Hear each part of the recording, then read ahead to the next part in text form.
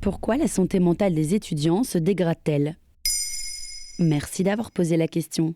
Entre les 2 ans de Covid, l'isolement à cause de leur emploi du temps chargé et les problèmes financiers, les étudiants sont en constant état d'anxiété.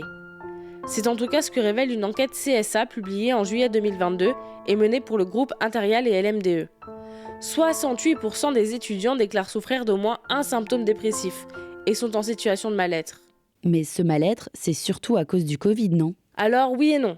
Le Covid est en réalité venu amplifier un problème déjà existant en aggravant les problèmes financiers des étudiants, mais aussi leur interaction sociale.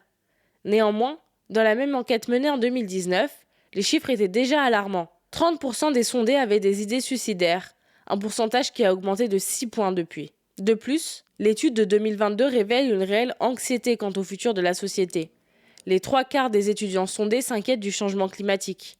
On peut même parler d'une éco-anxiété qui les empêche de penser leur avenir correctement. Mais le Covid reste source d'inquiétude. Plus de la moitié pense qu'un diplôme obtenu en pleine crise sanitaire pourrait faire fuir les employeurs. Comment leur venir en aide ? L'association Nightline est un bon exemple.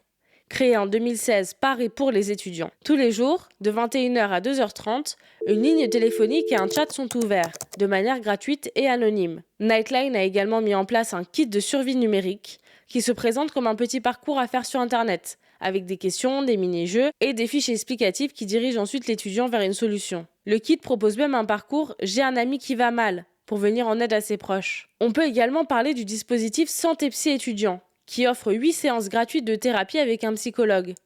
Si malheureusement les 8 séances ne sont souvent pas assez pour identifier correctement le mal-être, elles peuvent être une bonne porte d'entrée vers des soins. Et dans les universités, il n'y a pas d'aide ? Les étudiants peuvent se rapprocher de la médecine préventive de leur université, dont l'équipe contient toujours un psychologue qui peut offrir quelques séances de thérapie, le nombre variant suivant l'établissement. La médecine préventive peut aussi aider à monter un dossier pour bénéficier d'un tiers-temps lors des examens, de dispenses d'assiduité ou d'un allègement de l'emploi du temps.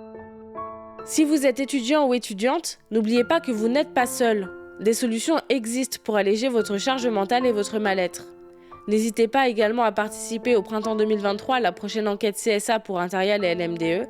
Des chiffres concrets peuvent faire bouger les choses. Comme le dit Camille Vancy-Maïs, responsable de la recherche chez Nightline, nous voulons agir à tous les niveaux. Au niveau individuel, pour ceux qui en ont besoin, au niveau collectif, en développant le soutien par les pairs, et au niveau systémique, pour repenser l'organisation du système de santé. Voilà pourquoi la santé mentale des étudiants se dégrade.